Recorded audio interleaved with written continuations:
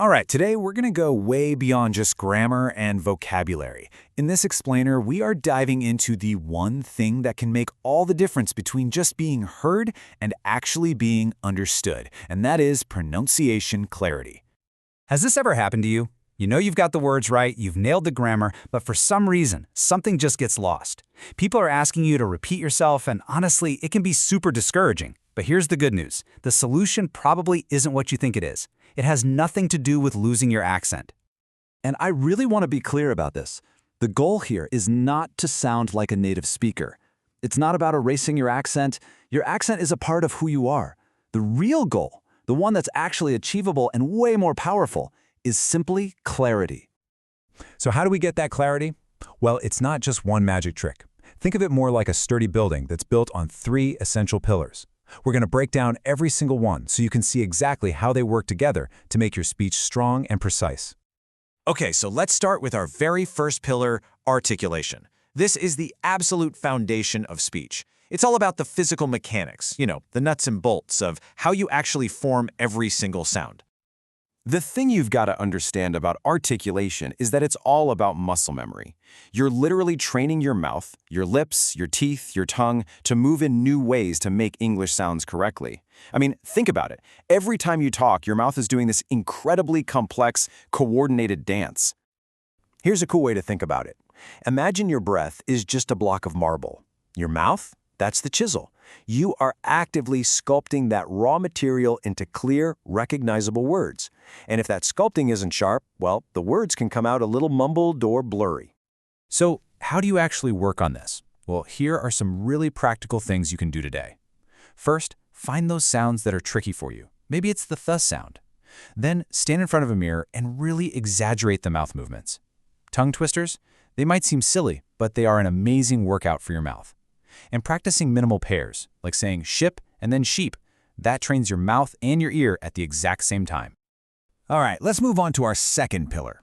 We've sculpted the sounds, but now we need to give them rhythm. This is where English really starts to get its unique feel, and it is all about something called stress. So if articulation is what sound you make, stress is all about telling your listener which words are the most important. It's like you're shining a spotlight on a key word in your sentence. You make it a little longer, a little louder, maybe a little higher in pitch, and that instantly tells your listener, hey, pay attention to this word. And believe me, stress has incredible power. Just listen to this. It's the exact same sentence, but I'm going to say it 2 different ways. First, I didn't say he stole the money. That implies maybe I wrote it down, but I didn't say it. Now listen to this version. I didn't say he stole the money. Whoa, totally different meaning, right? Now it means someone else stole it. Same words, different spotlight, completely different message. That's how powerful stress is. Okay, on to our third and final pillar, intonation. If stress is the rhythm of English, then intonation, that's the melody. This is what brings emotion, personality, and even grammatical meaning into your speech. Intonation is literally the music of your voice. It's how we can tell if someone is asking a question, making a simple statement, or is really surprised, even if we can't see their face. Honestly, it's the secret ingredient that keeps you from sounding robotic. Check out this super simple example. If my voice falls at the end of the sentence, it's a statement. You're leaving now. It's just a fact. But listen to what happens when my voice goes up at the end. You're leaving now? All of a sudden, it's a question, and it's full of surprise. That one little change in melody completely changes the meaning. So we have our 3 pillars: sharp articulation, purposeful stress, and musical intonation. Now, practicing them one by one is fine, but it can feel a little slow. What we need is an exercise that combines all 3 into one super effective workout. And that's the big question, isn't it? How can we be efficient and train all these skills at the very same time so we can see real, lasting improvement in our speech?